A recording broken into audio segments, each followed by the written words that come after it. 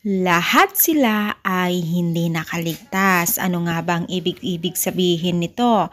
So bago natin ipagpatuloy ang ating pag-support today's video, kung bago ka pa lang sa aking channel, please subscribe po, like, and pakit na rin po natin guys ang notification bell upang ma-update po tayo tuwing ako po nag-upload sa mga viral and trending video.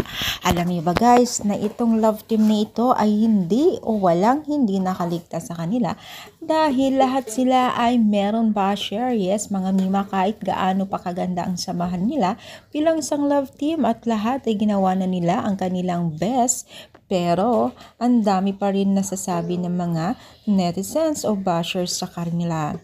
So, ibig sabihin yan, pag ikaw ay nagkaroon ng basher at maraming umaayaw sa iyo, sa larangan ng social media, ibig sabihin lamang din po yan ay palatandaan na kung saan ikaw ay isang sikat na. Yes, mga mima, alam niyo ba, yung mga artista ay talagang hindi po nawawala at hindi po magkakandaog-gaga ang mga basher nila. Yan, ibig sabihin kasi ay sikat na sila at syempre marami din po talaga din ang nagkakagusto sa kanila at sumusuporta. Pero syempre alam naman natin ang lahat ng tao ay hindi pare-parehas. Talagang may mga tao talaga na meron masasabi at walang magawa sa buhay. Ito ay yung mga basher. No?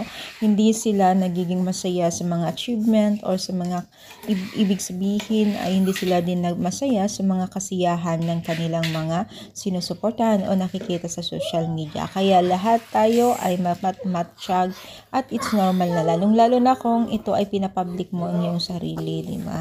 Kaya it's normal. So, anong masasabi ninyo? Ang pinakamaraming bashers sa kanila. Comment down, palike pa ang ating video. Thank you. And God bless all guys.